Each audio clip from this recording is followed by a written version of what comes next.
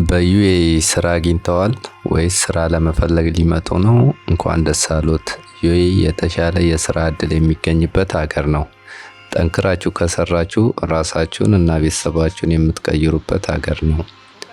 ነገር ግን እዚህ ሀገር ስራ ካገኙ በኋላ የመኖሪያ ፍቃድ ወይም ሬዚደንት ቪዛ ወይም ደግሞ ኢሚሬትስ አይዲ ከማግኘቱና ህይወቱን በይፋ ከመጀመሩ በፊት አንድ የመጨረሻ መሰናክል አለ። ይህም የህክምና የአካል ብቃት ምርመራ ወይም ሜዲካል ፊትነስ ቴስት ይባላል።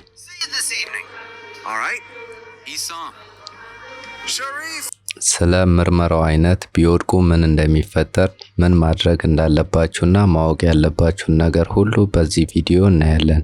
እስከ መጨረሻ ቆዩን። ምርመራው ለምን አስፈለገ? የተባበሩት አረብ ኤሚሬት የህዝቡን ወይም የነዋሪውን ደህንነት ለማረጋገጥ ጥብቅ የሆነ የጤና ፖሊሲ አላት። በዚህም መሰረት የመኖሪያ ወይም የስራ ቪዛ የሚያመለክት ማንኛውም የውጭ ዜጋ ይህንን ፈተና በመንግስት በተፈቀደለት ማዕከል ማለፍ ይኖርበታል። ስለዚህ ሁሉም አዳዲስ የመኖሪያ ቪዛዎች እና እድሳት የሜዲካል የፊት የምስክር ወረቀት ሳይኖር የኢሚሬትስ መታወቂያ ወይም የቪዛ ማህተም ወይም ቪዛ ስታምፕ ማግኘት አይችሉም ማለት ነው። ምን አይነት ምርመራ ይደረጋል? በመደበኛ የህክምና ምርመራ ሁለት ዋና ዋና ክፍሎች አሉት። አንደኛው የደም ምርመራ ወይም ብለድ ቴስት በዋናነት እንደ ኤችአይቪ ኤድስ፣ ሄፓታይተስ ቢ ኤንድ ሲ፣ ሲፊሊስ ወይም ደግሞ ቂጢኝ፣ ሌፕሮሲ ወይም የስጋ ደዌ ያሉ ተላላፊ በሽታዎችን ለመመርመር ያገለግላል። ሁለተኛው ደግሞ የደረት ኤክስሬይ ነው።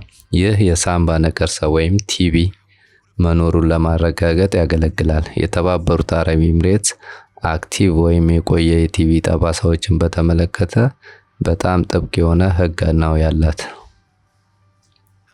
በተጨማሪም እንደ ስራው አይነት ተጨማሪ ምርመራዎች ሊያጋጥሙት ይችላል። እንደ ሞግዚት፣ የቤት ሰራተኛ፣ የምግብ አስተናጋጅ ወይም በፀጉር ወይም የውበት ሳሎን ውስጥ የሚሰሩ ከሆነ ተጨማሪ ምርመራዎች ይደረጉሎታል። ለምሳሌ በሞግዚት ወይም የቤት ሰራተኛነት የሚመጡ ሰዎች ወይም ደግሞ ስራቸው የሞግዚትነት ወይም የቤት ሰራተኛ የሆኑ ሴቶች በተጨማሪ የእርግዝና ምርመራ ይደረግላቸዋል።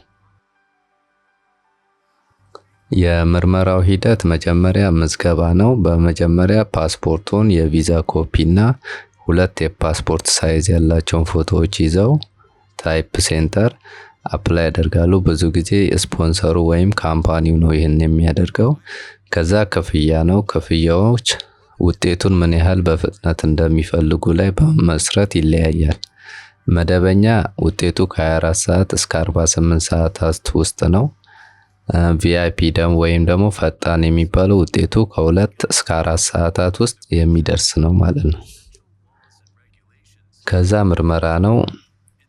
አስፈላጊ ዶክመንት ማለትም እንደ ፓስፖርት፣ ሜዲካል አፕሊኬሽን ፔፐር፣ እንደ ኢንትሪ ቪዛ በመያዝ ወደ ተፈቀደላቸው ሜዲካል ሴንተር በመሄድ ምርመራ ታደርጋላችሁ። አዲስ ካምፓኒ ላይ ከሆነ ቪዛ አፕላይ ያደረጋችሁት የደምና የኤክስሬይ ምርመራ ነው የምታደርጉት። እያደሳችሁ ከሆነ ደግሞ የደም ምርመራ ብቻ ታደርጋላችሁ። ከዛ ከ24 ሰዓት እስከ 48 ሰዓት ውስጥ ውጤቱ ይደርሳል ማለት ነው። ከወደቁ ምን ይከሰታል? ይህ ሁሉም ሰው የሚጠይቀው ጥያቄ ነው። ከላይ የተደረገላችሁ ምርመራ ውስጥ አንዱ ወይም ሁሉም ውጤት ፖዚቲቭ ከሆነ ውጤቱ አንፊት ይሆናል ማለት ነው። ከዛ ቪዛችሁ ሪጀክት ወይም ውድቅ ይደረጋል። ከዛ ቀጣይ ወደ ሀገር እንድትገቡ ወይም ደግሞ ዲፖርት እንድትደረጉ ይደረጋል ማለት ነው። ከዛ ተመልሳችሁ ወደዚህ ሀገር መግባት አትችሉም ማለት ነው።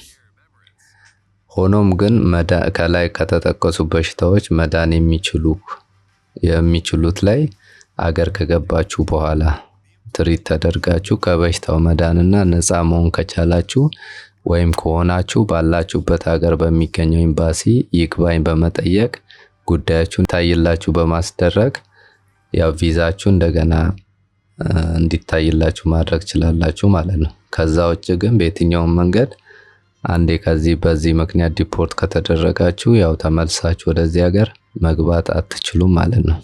በመጨረሻ ምን ማድረግ አለብን? በመጀመሪያ ወደዚህ ሀገር የመምጣት ፕሮሰስ ከመጀመራችሁ በፊት ያላችሁበት ሀገር ምርመራ ማድረግ ይኖርባችኋል። ይህም አላስፈላጊ ወጪና እንግልትን ይቀንሳል። እዚህ ሀገር ደግሞ ምርመራ ካደረጋችሁ በኋላ ውጤታችሁን በአፕሊኬሽኑ ወይም ዌብሳይት ላይ የአፕሊኬሽን ነምበሩን ተጠቅማችሁ ምርመራ ሂደቱን መከታተል ትችላላችሁ። ሶስተኛ ድንገት ውጤቱ ፖዚቲቭ ከሆነ ቪዛችሁ ውድቅ ከተደረገ ያው የዓለም መጨረሻ አይደለም፣ ህይወት ይቀጥላል። ስለዚህ በቻላችሁ መጠን መረጋጋት፣ ወደ ሀገር የሚያስገባ ከሆነ ወደ ሀገር በመሄድ ህክምናችሁ መከታተል፣ ሌሎች የስራ አማራጮችን መፈለግ ይኖርብናል። የዛሬው ቪዲዮ ይሄንን ይመስላል። ቀጣይ እንድሰራላችሁ የምትፈልጉት ቪዲዮ ካለ ኮመንት ላይ ከስራ አሳውቁኝ። ቻው።